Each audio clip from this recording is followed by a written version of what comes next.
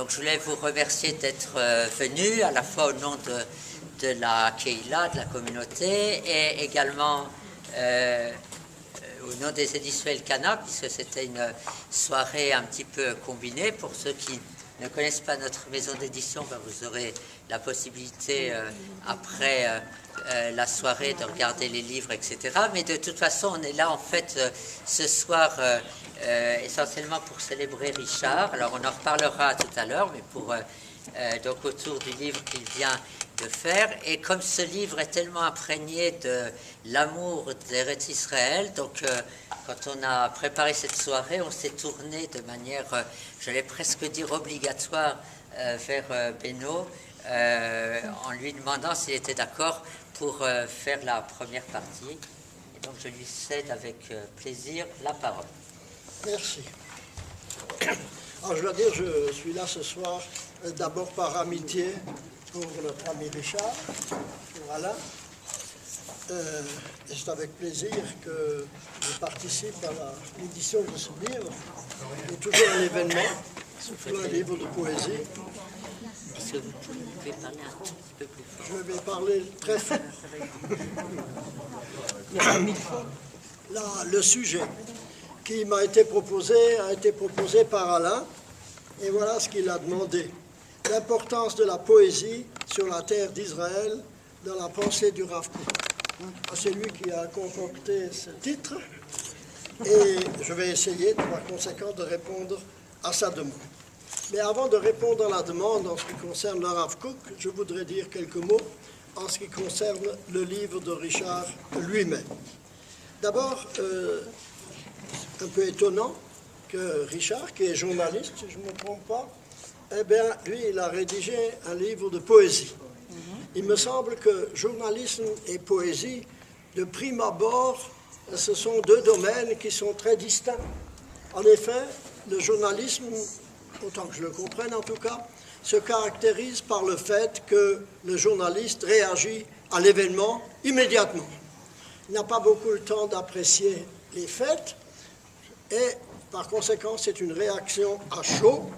Et cette réaction à chaud à l'événement, réaction immédiate, juge immédiat, se font, autant que faire se peut, avec les mots de tous les jours, afin que tout le monde comprenne ce qui est en train de se passer, du moins tel que le journaliste le voit et essaye, je dirais, de nous le faire voir. La poésie, mais c'est tout à fait autre chose. La poésie, autant que je sache, elle nous introduit dans un domaine d'éternité. Elle n'utilise pas les mots de tous les jours, ou si vous voulez, elle utilise les mots de tous les jours pour leur donner un sens particulier, un sens d'éternité. Et alors, à première vue, il semble bien qu'entre journalisme et poésie, il y ait une profonde différence. Et voilà pourtant que notre ami Richard a réussi ce fait assez peu ordinaire, disons, de ne pas voir justement dans la poésie et dans le journalisme deux faits différents. Et pourquoi cela? Eh bien parce que si nous prenons la poésie en elle-même et si nous ne considérons pas du tout le réel, alors à ce moment-là, nous avons une poésie qui est détachée du réel. Il est vrai qu'elle nous entretient de l'éternité, qu'elle nous entretient de problèmes qui sont des problèmes éternels, mais dans ce fait-là, elle risque évidemment d'être sans contact avec la réalité. Et d'autre part, la réalité elle-même, le journalisme, c'est-à-dire pour juger vraiment, non pas simplement, je dirais, à chaud, mais avec un jugement qui est une valeur autre que celle du moment, eh bien, il y a le risque que le journaliste ne saisit justement pas la particularité de l'événement à long terme, ne comprenne pas comment cet événement s'intègre dans le devenir général. Il est donc nécessaire que le journaliste ait un peu un sentiment de poète, et que le poète ne perde pas pied en sachant également qu'il y a une réalité. Ce fait-là, dans ce livre-là, Souffle de la terre, eh bien, il y a effectivement cette rencontre entre le journaliste et la réalité. Parce que Richard, dans ce livre, il chante le pays d'Israël. Il chante le pays d'Israël, il chante les routes, il chante les vallons, il chante les pluies, et surtout, il chante une chose, c'est-à-dire le retour. Le souffle qui est dans ce livre, c'est d'abord s'exprime par le fait que venir en Israël, ce n'est pas simplement un déplacement géographique, c'est un retour aux sources. Et ceux qui reviennent, et le livre le montre parfaitement, ce sont le reste d'Israël. Nous tous qui sommes revenus, nous sommes au fond des survivants de quelque chose qui s'est passé en Europe au siècle dernier. Et par conséquent, ce retour, eh bien, c'est à la fois donc l'image de ceux qui reviennent. Richard parle dans le livre d'Eretz Israël comme Mikvé Israël.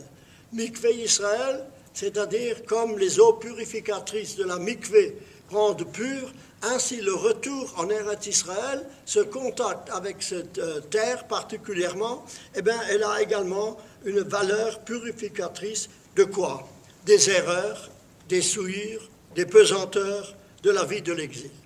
Alors je dirais que ce livre, c'est la réunion de la géographie et de l'histoire.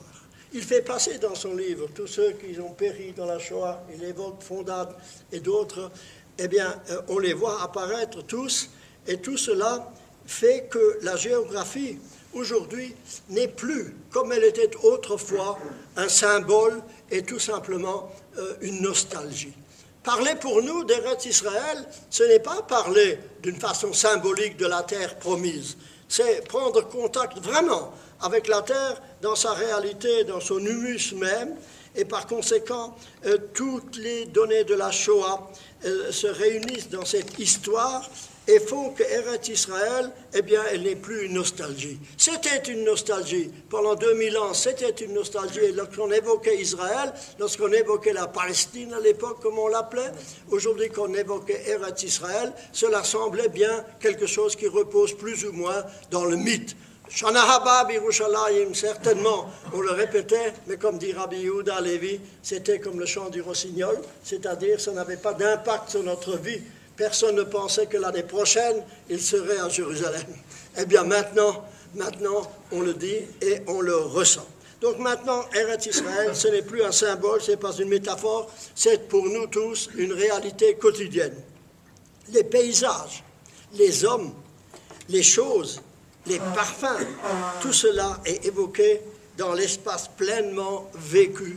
Je ne sais pas si vous le ressentez, mais évidemment, dans la vie quotidienne, nous sommes habitués à ces choses. Mais Richard nous sort un peu, il nous fait promener à Yerushalayim. Il nous montre que toutes ces routes ne sont pas si évidentes. Il redonne à toutes ces routes-là et à toutes ces rues des noms en hébreu. Et on sent comment il est content maintenant de les nommer dans leur nom originel et non pas tout simplement par un rappel de choses qui sont du passé. Par conséquent, dans ce livre, je dirais, la géographie et l'histoire se rejoignent et également la distance entre le temps et l'espace s'efface. Alors, être dans cette terre, je dirais, ce n'est pas seulement être ici avec toute son âme, avec tout son cœur, avec toute sa pensée. J'ose dire, c'est être ici avec tout son corps. En plus de cela. Être ici avec tout son corps, ce n'est pas tellement évident. Parce que même nous qui sommes là, nous transportons toujours encore plus ou moins le souvenir de la galoute où nous étions des Luftmenschen, c'est-à-dire des hommes qui n'avaient pas d'assises terrestres. Et nous sommes encore un peu comme cela. Il n'est pas certain que tous soient là avec leur corps, avec l'esprit sans doute, avec le cœur certainement. Avec le corps, je ne sais pas. Richard nous invite à être là avec le corps, de sentir Eretz Israël, comme autrefois, lorsqu'Abraham est venu ici, la première chose que la Torah nous raconte, c'est qu'il a passé dans le pays, il a marché dans le pays. Il a conquis le pays à la semelle de ses pieds, c'est-à-dire que par conséquent, il voulait avoir un contact physique étroit, intime avec la terre, avec le corps. Sentir cela, c'est sans doute pour les Juifs de la Galoute quelque chose de nouveau. Et nous avions rêvé à une nature terrestre, je cite Richard, réapprendre à nommer dans l'hébreu là où nos pieds chaque jour reposent et nous portent. Par conséquent, comme il le dit, sentir le muscle vivant d'Eretz Israël,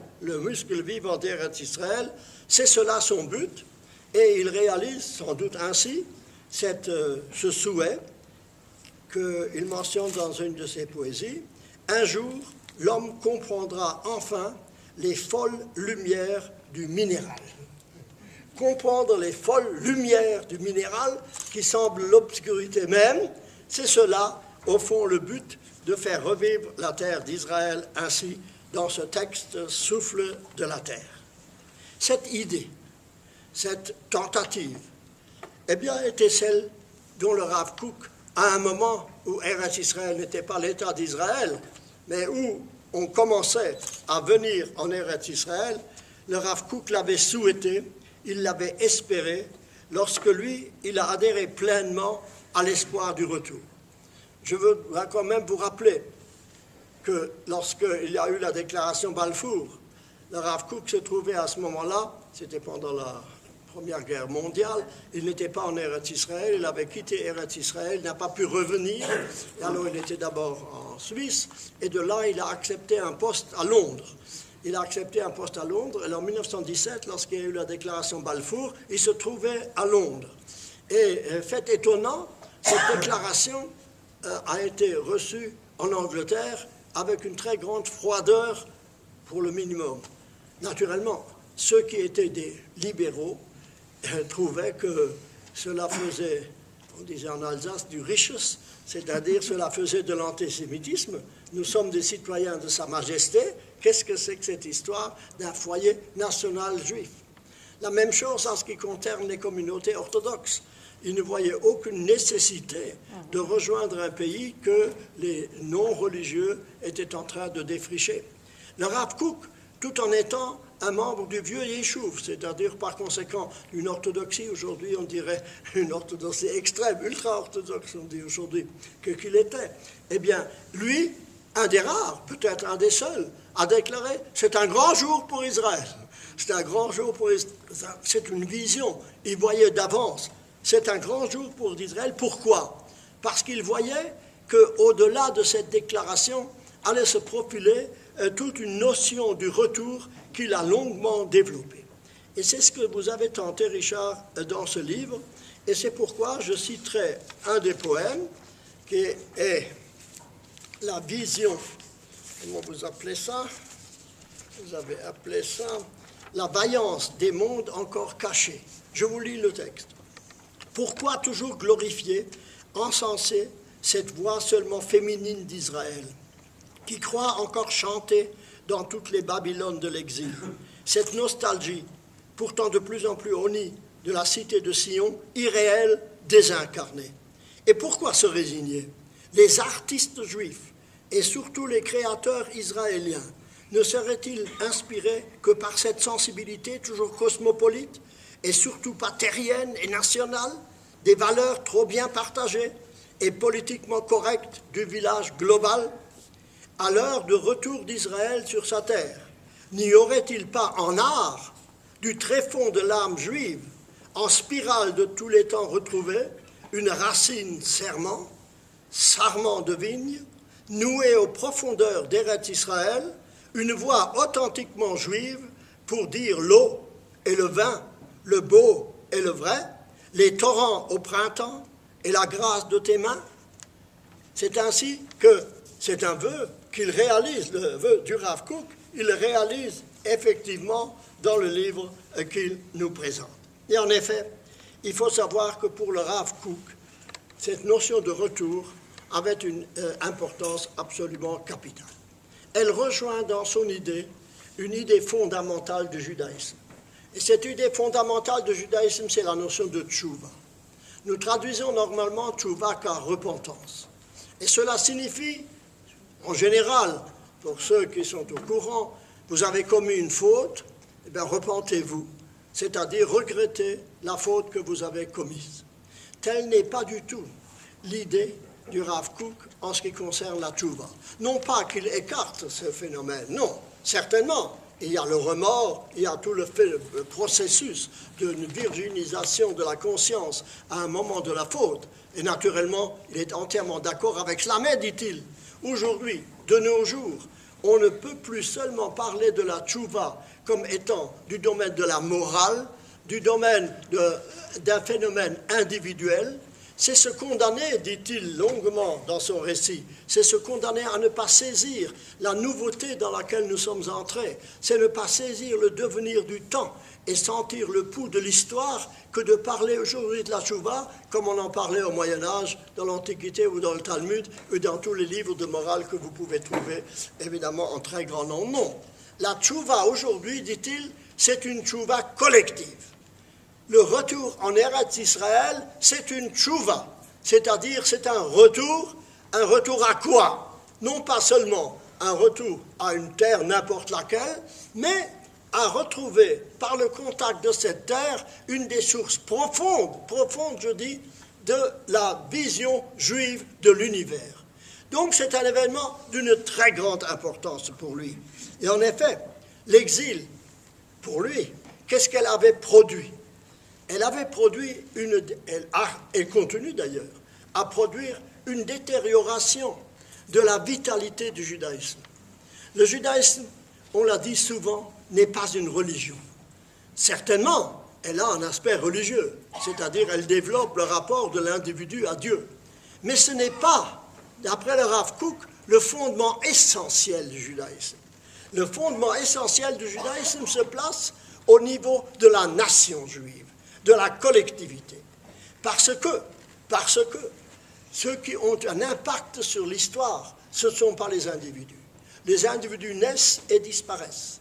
Les uns laissent plus ou moins de traces. Mais pour mordre dans l'histoire, pour avoir une signification universelle, et non seulement une signification particulière d'un rapport d'un individu envers la divinité, quel que soit son développement et l'importance de sa moralité, mais c'est le fait d'agir sur le monde, d'avoir dans le monde un impact, d'apporter un message qui soit un message général. Alors que lorsque nous étions sur la terre, pense Rav Kook, alors le judaïsme était une présence spirituelle, une signification qui avait une signification pour le monde entier, et voilà qu'elle s'est restreinte dans une synagogue. Je cite presque le Rav Kook textuellement, en disant que ainsi le judaïsme se restreint à être une attitude religieuse conforme au catholicisme, au bouddhisme, au protestantisme, mais ce n'est pas du tout ça. Le judaïsme avait du moins une vocation qui était une vocation universelle, qui était une vocation qui semblait que la présence juive mordait sur l'histoire, avait une signification sur l'histoire, apportait une contribution au développement de l'humanité. Voilà que cela s'est perdu. Dans l'exil, dit-il, non seulement il y a eu persécution, naturellement, c'est important, non seulement, mais il y a eu cette humiliation profonde, cette façon du juif de courber l'échine, cette façon de ne pas se sentir nulle part chez soi, d'aller d'endroit en endroit, d'être honni comme juif errant, chassé, comme usurier, et que vous connaissez toutes les images. Tout cela, pour le Rav Kook, était que le judaïsme était devenu une église croyante, une synagogue, et non pas une vision collective de l'université. C'était par conséquent une spiritualité, mais une spiritualité désorientée, c'est-à-dire dont on ne voyait pas la finalité, et surtout qui n'était pas dans le flux vital de l'histoire, parce qu'on ne sentait pas cette notion que nous sommes un peuple, que nous sommes une nation. Je dis souvent, bien qu'élevé dans une famille très traditionnelle, et par conséquent, j'avais appris les textes, on parle du peuple juif. Mais pour sentir que nous sommes un peuple juif, il a fallu, j'ai fait mon alia à l'âge de 45 ans, monter dans l'autobus à Jérusalem.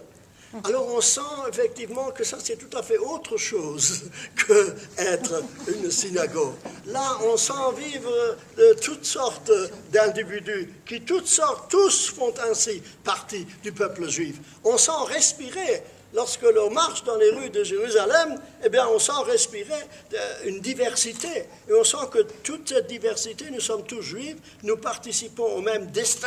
On sent beaucoup mieux cette idée d'un peuple d'une façon réelle, et parce que nous ne sommes plus privés des assises terrestres de cette réalité. Donc par conséquent, qu'est-ce que c'est le retour?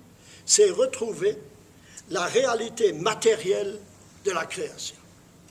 Dieu a créé un monde, Il n'a pas créé de religion. Il a créé un monde. Dans ce monde, il a aussi créé des religions. Mais l'essentiel, c'est cette réalité matérielle. Alors, voyez-vous, goûtez pleinement cette réalité matérielle. Donc, aussi, il est dit, je parlerai comme André Gide, les nourritures terrestres. Nourriture terrestre dans ce sens d'un rapport avec la terre, le corps, la matière, pleinement. Déjà, Platon disait, je cite, que celui qui contemple se rend semblable à l'objet de la contemplation, dit Platon dans le Timée. Que celui qui contemple se sente, essaye de se rendre semblable à l'objet de la contemplation. Eh bien, c'est cela, la littérature. La littérature, c'est cet essai de quoi faire? Eh bien, de cerner le sens profond des choses, une signification de la vie en voie d'émergence. Et cela nécessite évidemment une adhésion, une intimité profonde, une intimité directe. Dans ce sens, dans ce livre, effectivement, eh bien, on essaye de donner à une valeur d'éveil, d'éveiller à cette réalité, de faire voir, alors que la réalité quotidienne nous en empêche quelquefois, l'intimité profonde que peut donner ce contact avec la matérialité de la terre. Certainement, il est un écho d'une vie personnelle, de votre vécu, mais pas sensibilité individuelle. C'est cela que je voudrais dire. Dans ces poésies-là, ce ne sont pas les réactions simplement de Richard d'Ermont en contact avec la vie en Israël, mais c'est une sensibilité transcendantale qui nous montre, justement à travers l'idée du retour, nous montre quelque chose de supérieur à ce sentiment immédiat du contact.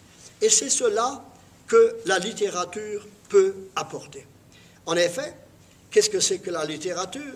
C'est appeler les choses par leur vrai nom dans l'optique du Rav Kook, dans l'optique de la sainteté. C'est exprimer les énergies profondes de la terre rédimée. Pourquoi? Eh bien parce que pour le Rav Kook, entre le peuple juif et Eretz Israël, il y a un rapport d'intimité et d'âme. Je veux préciser ce point de vue.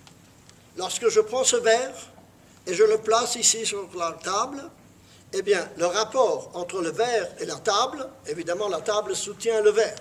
Mais ce verre pourrait être sur la chaise, sur le plancher, n'importe quel endroit. Il n'y a pas de rapport intime entre la substance du verre et la table. Il n'en est pas de même en ce qui concerne le rapport du peuple juif à la terre d'Israël. Il y a une intimité profonde entre les deux, ils sont de même nature. Alors que la table et le verre, ce sont des natures totalement différentes, entre la terre d'Israël et le peuple juif et l'âme du peuple juif, il y a une unité. Unité parce que la terre sort de l'ordinaire, mais le peuple juif aussi sort de l'ordinaire. En quoi y a-t-il? Quelle est la vocation intime de ces deux? Alors, d'abord, dire, comme je l'ai dit tout à l'heure, la notion première pour le Rav Kook, c'est que le judaïsme s'adresse à la collectivité. Du fait qu'il s'adresse à la collectivité, ça a un impact sur l'individu. Mais sa finalité première, c'est la collectivité. Parce que la collectivité, la nation, le peuple, comme je l'ai dit tout à l'heure, a une action sur l'histoire, alors que l'individu, en général, ne l'a pas. En quoi cela s'exprime-t-il? Alors, pour le Rav Kook, cela s'exprime que, suivez-moi bien, si le judaïsme, en tant que religion, n'était pas lié à la terre, nous serions à ce moment-là une croyance. Le fait qu'en tant que religion, nous soyons liés à une terre, fait qu'il y a une dimension collective et matérielle à la réalité juive. Le fait d'être un peuple, en quoi cela s'exprimait-il alors que nous étions en galoute? Réponse du Rav Kook, par notre espoir de retourner en Eretz Israël. C'est-à-dire que Eretz Israël avait été le soubassement spirituel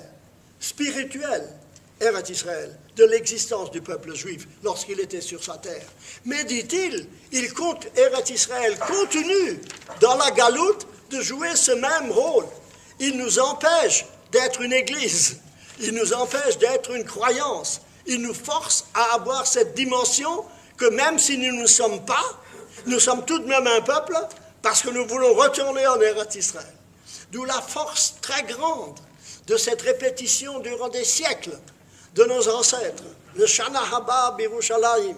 Et bien que c'était une nostalgie dont ils avaient bien le sentiment qu'il n'était plus mythologique que réel, c'était tout de même la possibilité pour tous nos ancêtres de savoir, de sentir, sinon avec une conscience claire, du moins avec un sentiment latent, que nous ne sommes pas simplement une croyance, mais que le peuple un jour doit revivre. Ce n'était pas évident, mais cela a été possible. C'est pourquoi, pour le Rav Kook, nous avons le peuple et la terre d'Israël sont de la même nature, à savoir que l'un et l'autre, qu'est-ce qu'ils ont comme vocation? Quelle est la vocation essentielle du judaïsme? C'est de savoir, c'est important, c'est de savoir que la matière n'est pas seulement matière et que le spirituel n'est pas seulement spirituel. S'il est seulement spirituel, alors il est abstrait et ne mord pas sur l'existence. Si la matière est entièrement détachée du spirituel, alors elle est perdante, elle nous englue dans une réalité immanente qui n'a pas de dépendance. Vivre, c'est faire vivre ensemble le corps et l'âme. C'est faire vivre ensemble le peuple et la terre. C'est d'avoir dans cette rencontre avec la terre, non pas le sentiment que nous sommes simplement sur la terre, mais que cette terre a une vocation spirituelle, comme notre spirituel a une vocation de transformer la matérialité en spiritualité. Transformer la matière, ne pas la laisser dans sa pesanteur, l'ouvrir, lui donner la possibilité de sentir dans cette matière une trace d'une âme. Voilà exactement quel est le rôle de la littérature, et je dirai tout à l'heure, plus spécialement de la poésie. Un exemple. L'exemple, et je le prends du Rav Kook, est le suivant. Tout le monde sait que dans la Bible, on dit, je vous promets, Eretz Israël, quand ils étaient dans le désert, là-bas vous n'aviez pas d'eau, vous n'aviez rien à manger, vous n'aviez sur la manne, mais un jour, vous irez dans le pays d'Israël, tout le monde sait, c'est le pays où coule le lait et le miel. Sans doute avez-vous cherché déjà le lait et le miel dans Eretz Israël. Je ne sais pas si vous avez trouvé beaucoup. En tout cas, ce n'est pas si évident. C'est pourquoi le Rav Kook nous dit qu'est-ce que ça peut vouloir dire. Est-ce que c'est un mensonge qu'il faisait là en disant que Eretz Israël, c'est le peuple, c'est la terre où coule le lait et le miel, comme tout le monde dit? Non. Il y a une autre signification, cela. Et il nous propose la signification suivante. Normalement, le lait provient du sang. C'est le sang qui est la base du lait. Le sang, le lait, est la production à partir du sang. Nous avons l'habitude de dire, dans la loi juive, dans la halacha, tout ce qui est tamé, ce qui sort de quelque chose d'impur, est impur. Un animal qui enfante un animal impur, elle est impure. Ici, nous avons un cas très particulier. Le sang, c'est impur, l'impur de l'impur. Il est défendu à la consommation. Et pourtant, ce qui provient du sang, eh bien, ici, il est pur, le lait, et il donne vie et nourriture. Il en est de même de vache, non pas dans la signification du verset même, où le vache venait de la date, mais dans l'idée que le miel vient de l'abeille. L'abeille n'est pas cachère, c'est un animal tamé. Et tout ce qui sort normalement d'un animal tamé est tamé. Et voilà que le miel venant de l'abeille est cachère. Par conséquent, c'est un pays où coule le lait et le miel. C'est-à-dire qu'il y a la possibilité, suivez-moi, de prendre quelque chose qui est tamé et de le transformer en quelque chose qui est tahor. De ne pas abandonner l'impureté de la matérialité et de l'abandonner, mais d'essayer de la transformer en quelque chose qui puisse donner douceur et qui puisse donner vie. C'est cela, la vocation juive. À savoir, ne pas refuser la matérialité du monde, car c'est source de toutes les hypocrisies. C'est source de toutes les hypocrisies parce que la matière, alors, comme le disait Valérie, elle prend sa revanche. Et elle prend grandement sa revanche. Nous le voyons bien dans la pédophilie et dans toutes sortes de ces choses-là qui se produisent parmi les plus religieux, c'est-à-dire une spiritualité abstraite. Pas de spiritualité abstraite, mais une spiritualité qui, à partir de la matérialité, s'éveille. Et c'est cet éveil-là qui est, au fond, le sens de la mitzvah. Parce que qu'est-ce que c'est que la mitzvah? C'est une pratique avec des gestes. Je prends un marteau, je fixe la mezouza, je fais la shrita, etc. Donc, les mitzvot sont essentiellement des actes matériels. Mais elle a une valeur spirituelle. Transformer les faits matériels en leur imprimant une valeur, et c'est les sortir du fini pour le faire entrer dans l'infini. Ah, c'est cela, le judaïsme. C'est une leçon. Parce que, comprenez bien, les religions, à travers le monde entier, elles ont cette caractéristique de célébrer une spiritualité qui, elle, se veut explicitement coupée de la vie matérielle. Qu'est-ce que c'est que la vie monastique? Qu'est-ce que c'est que le refus du mariage des prêtres?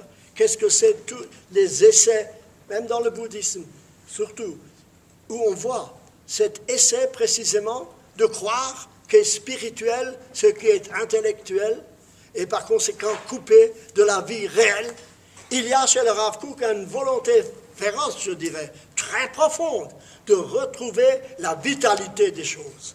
Le retour en Eretz Israël, ce n'est pas simplement un déplacement, c'est le fait de s'enraciner de nouveau dans ce qui permet au judaïsme de refleurir.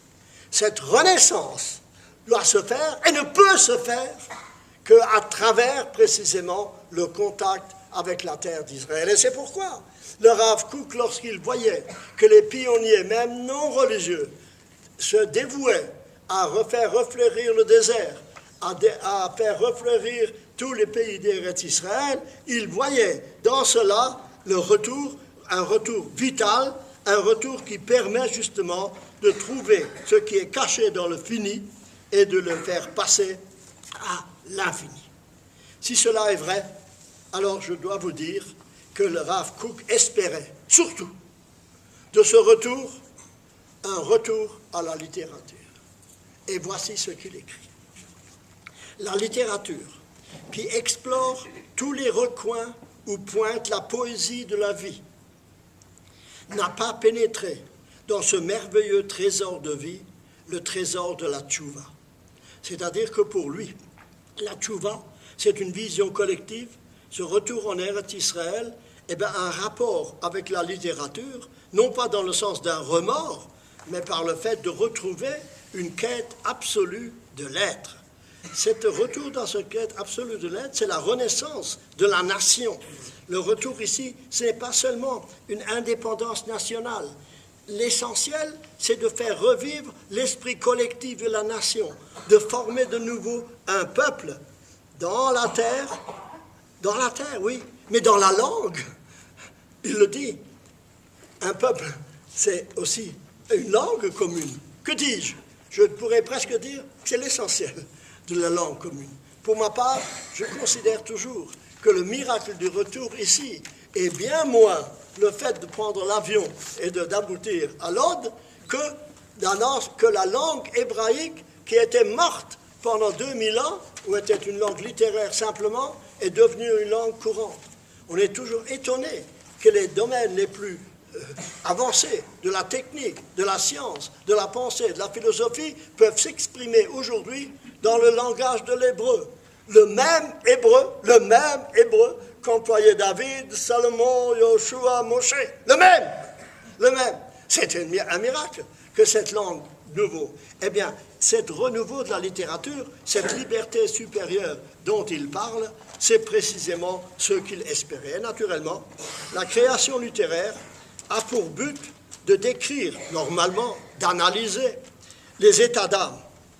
Et c'est de cette manière, la littérature, dont il ne faut pas sous-estimer l'importance, surtout aujourd'hui où on tend à le mésestimer, elle contribue à une prise de conscience de la richesse et de la profondeur du psychisme humain. Et par conséquent, elle peut et elle doit jouer un rôle capital dans l'élargissement et le progrès de la conduite.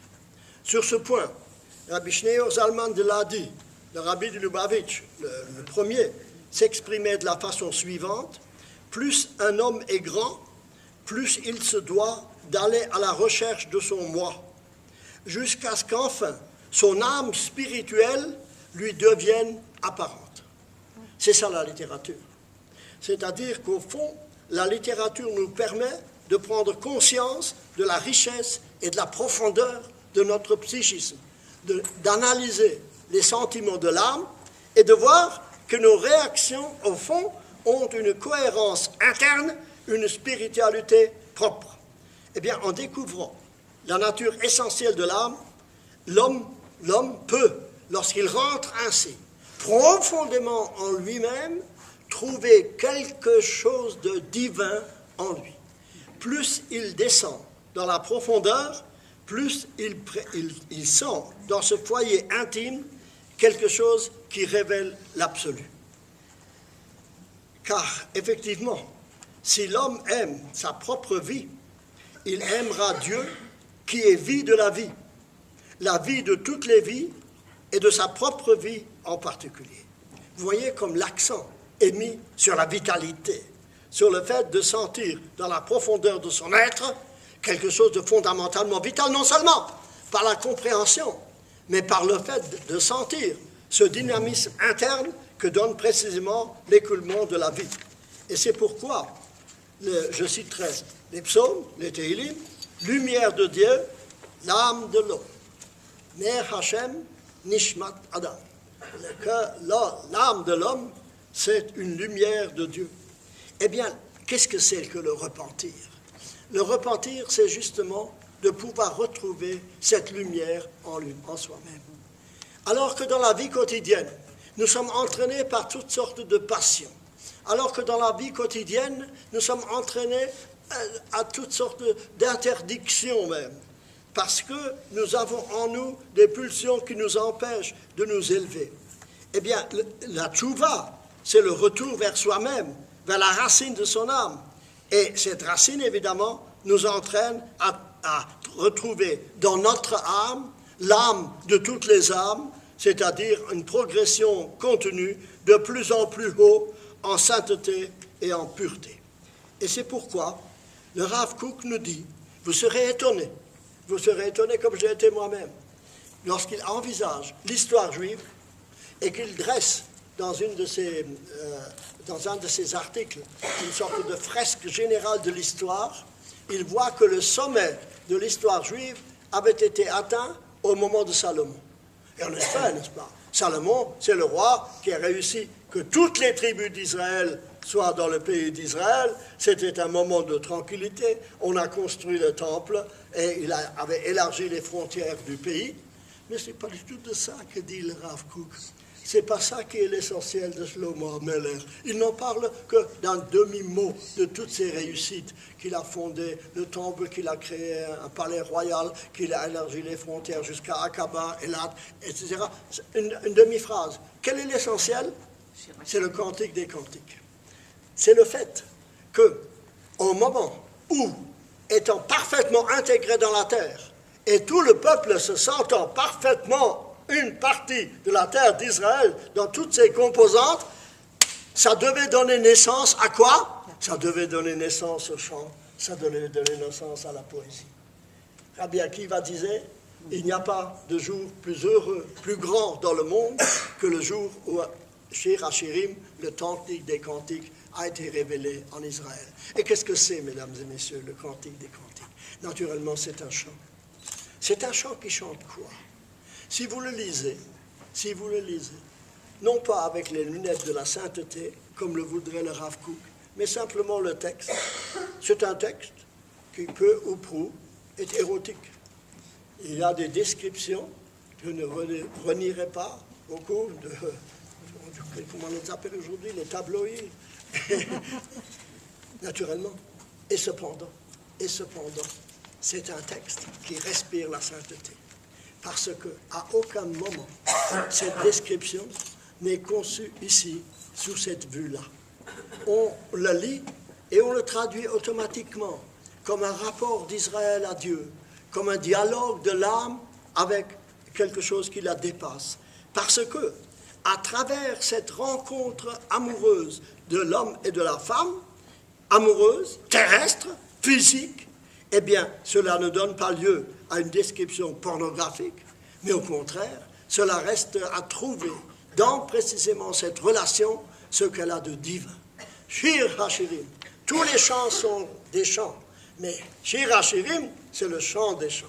Il y a beaucoup de choses qui sont saints, mais là, c'est le saint des saints. C'est-à-dire, par conséquent, voyez-vous, un rapprochement avec Eretz Israël. C'est la poésie d'Eretz Israël qui s'exprime dans ce chant-là. C'est la rencontre amoureuse entre le peuple et sa terre, comme entre l'homme et la femme. Et par conséquent, je cite maintenant ce que dit le Rav Kook en introduction au Cantique des Cantiques. Tant qu'il reste même une seule impression gravée dans les profondeurs de l'âme, qui n'a pas été actualisé, il est du devoir de l'art de l'exprimer.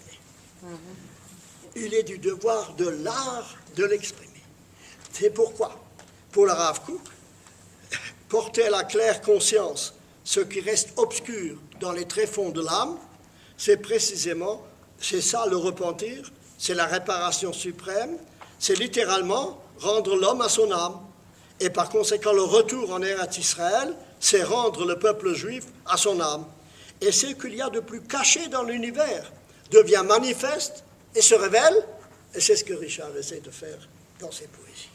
À savoir que, bien, je voudrais ajouter que la littérature, je viens d'en parler, mais vous connaissez la littérature. Le Rav Kook sait très bien qu'il y a aussi une autre sorte de littérature. Bien qu'elle tende vers des sujets profanes et parfois même vers l'impureté, elles peuvent néanmoins servir de voie d'accès vers la pureté supérieure d'une splendeur qualitative qui se manifestera dans le monde. Et par conséquent, vous voyez qu'il était extrêmement vigilant en ce qui concerne le devoir de revenir à une véritable littérature sous le signe, comme je le disais, de la sainteté. Donc par conséquent, nous voyons là, il l'écrit lui-même, nous sommes dans une période, dit-il, où la plume a conquis le monde. Et par conséquent, l'écriture aujourd'hui est un phénomène important de notre civilisation. Et il ajoute, elle ne peut remplir son rôle vital qu'inspirée par l'idée de la tchouva et du sens de l'évolution. Parce que, pour que un tel sentiment de tchouva soit possible, que faut-il? D'où vient la force d'effacer ainsi quelque chose qui a été et qui s'est imprimé en nous et faire comme si cela n'était pas? Qu'est-ce qui donne la force d'aller à l'encontre du temps? Qu'est-ce qui fait que le temps, tout à coup, est réversible? Cela a été, et voilà que nous effaçons ce qui a été, nous revenons à quelque chose. Il faut pour cela une force considérable. Pour Maïmonide, cette force, c'est la raison. Il dit, l'homme est un homme qui a des passions du fait de son corps, mais il a une raison. Et lorsque la raison devient absolument raison, alors elle permet de diriger le corps. Le Rav Kook pense que la raison n'a pas cette force-là. Que la raison, quelle que soit sa valeur, et elle est grande, elle n'a pas la force vraiment de retourner les choses d'une façon complète. Qu'est-ce qui a la force de retourner les choses d'une façon complète? Qu'est-ce que c'est qu'il y a dans l'homme qui permet précisément de renverser ainsi le temps. Quelle est la source du retour, aussi bien en ce qui concerne l'individu qu'en ce qui concerne maintenant notre nation? Alors le Rav Kook pense que c'est la volonté. La volonté ici, le Ratzon, prime la raison. Et cette volonté, voyez-vous, elle est dans l'homme, mais si elle était seulement dans l'homme, elle ne réussirait pas non plus à renverser. En réalité, dit-il, et c'est maintenant l'essentiel de sa pensée, il y a, depuis que Dieu a créé le monde, il y a eu effectivement un mouvement, suivez-moi, de descente. Mais Yerida, le Tzorech Aliyah. Il y a eu une sorte de descente de l'univers, mais cette descente était pour que parvenu au plus bas fond de l'existence, cette plus bas fond serve de tremplin à un retour. C'est-à-dire que dans le monde, il y a ce que Bergson appelait un élan vital. Et cet élan vital, c'est la divinité même, à savoir qu'une force interne qui traverse la matière et qui la traversera depuis le fond jusqu'à ce qu'elle retrouve sa source. Cette descente est simplement une descente pour que par le mérite de l'homme, et non pas par la grâce de Dieu seulement, il puisse arriver à justement se dépasser. Eh bien, ce dépassement-là, lorsque la volonté humaine monte sur l'onde de la volonté divine, alors elle reçoit le push qui lui permet précisément d'aller au-delà de ce qu'elle est. C'est pourquoi, lorsqu'il y a eu la déclaration Balfour, il dit « Oh, là, il y a quelque chose qui est en train de retourner l'histoire. » Alors que dans l'histoire, il y a un abaissement constant d'une galoute à l'autre et d'une persécution à l'autre. Il a vécu avant Auschwitz, mais il sentait bien, au moment de la Première Guerre mondiale, comment le monde occidental était en train de craquer sous cette spiritualité abstraite de 2000 ans de christianisme. Il sentait bien que ce monde allait nous échapper. Et alors, il voit précisément, à ce moment précis, où des millions meurent pour rien, et bien à ce moment-là vient la déclaration Balfour pour déclarer « vous avez droit au retour ». Bravo, dit le Rav Kook. Ce n'est pas Balfour, il parle, mais qui parle en lui? Il y a autre chose, une volonté profonde, divine, qui fait que ce peuple endormi maintenant, tout à coup, va se réveiller. Et donc, le retour vers Eretz Israël, il était dans l'attente, je dirais, fébrile de ce qui allait se passer, parce qu'il fallait qu'il se passe quelque chose. Même la Première Guerre mondiale lui semblait déjà un prologue pour les possibilités d'un nouveau monde qui allait naître. Comme toujours, les crises sont des crises qui permettent d'enfanter de nouvelles existences. Donc, par conséquent, ici, vous voyez, c'est ça le sens de l'évolution. Et donc, si l'œuvre littéraire se veut une création libre, qui exprime vraiment les profondeurs du psychisme, seulement le repentir est susceptible d'assurer le sérieux de cette entreprise essentielle pour la libération de l'homme. Alors, dans un monde où tout se tient, dans une essentielle interdépendance, la création humaine, la créativité humaine relève étroitement de la situation générale de l'univers. La créativité de l'esprit humain est une part de la force créatrice cosmique infinie de la sainteté à l'œuvre dans toute l'existence comme une aspiration vers le bien supérieur. Alors, je dirais que si nous désirons vraiment rénover la littérature juive, et effectivement, depuis que nous sommes de retour, et juste avant, c'est créer une littérature juive. Il n'y en avait pas. Les romans juifs, il n'y en avait pas. Lorsque le mouvement est né vers le retour, automatiquement, Mapou et d'autres ont commencé une littérature juive. Ça n'existait pas. Alors cette littérature, qui est celle, comme je l'ai dit tout à l'heure, un approfondissement du psychisme humain, elle a commencé, effectivement, avec le retour d'ici. Mais dit le Rav Kook, il faut l'orienter et ne pas la laisser déboucher sur une littérature profane. Donc il espérait qu'il y aurait ainsi une littérature purement juive et que l'écrivain juif, eh bien, il pourrait parvenir à cela. Et naturellement, il ne peut y parvenir que si d'abord il est parvenu, lui, dans son propre être, à faire qu'il soit plutôt une âme spirituelle que quelque chose d'abstrait. Alors, étant donné que la nation juive, dans la nation juive, la tchouva est en mouvement, et constamment en mouvement, c'est le souffle même, dit-il, de notre respiration, Meshiach Hashem Ruach Apeinu, eh bien, cette exigence est extrêmement vivace. Et donc, par conséquent, le Rav Kook est un des seuls, peut-être même rare, de dire qu'entre ces deux valeurs, la morale et la création artistique, il y a une convergence entre ces deux domaines. Alors que d'habitude, on a tendance à dire que la littérature est quelque chose de profane. Alors lui, il dit oui, mais la littérature peut être au contraire quelque chose de sacré, et par conséquent, la création artistique, il la voit comme quelque chose non seulement de légitime, mais absolument nécessaire. Si cela est vrai de toute littérature, cela est d'autant plus vrai de la poésie. Car qu'est-ce que c'est que la poésie? Alors le mot poésie lui-même vient du grec, poétos, qui signifie créer, faire. Être poète, c'est être comme un potier, c'est créer, c'est la création. Et la création, cette créativité de l'homme, dont je viens de parler à l'instant, c'est rejoindre les propriétés de la vie. C'est se battre. C'est se battre avec les mots de tous les jours et en retrouver la source vitale profonde. La créativité, c'est donc par conséquent une lutte sans arrêt contre la pétrification. C'est une lutte sans arrêt afin de donner aux mots de tous les jours un sens nouveau, un sens vital, de retrouver ce vital.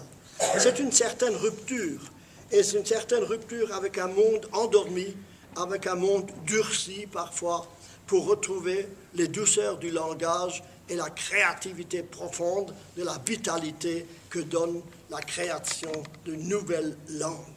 C'est cela la poésie.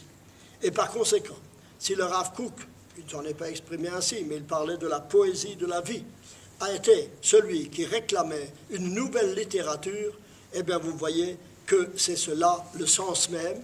Et je voudrais voir, Richard, dans le livre que vous avez écrit, eh bien un essai dans ce sens de retrouver modestement, mais avec non moins de volonté absolue, précisément de retrouver ce sens vital de notre présence ici.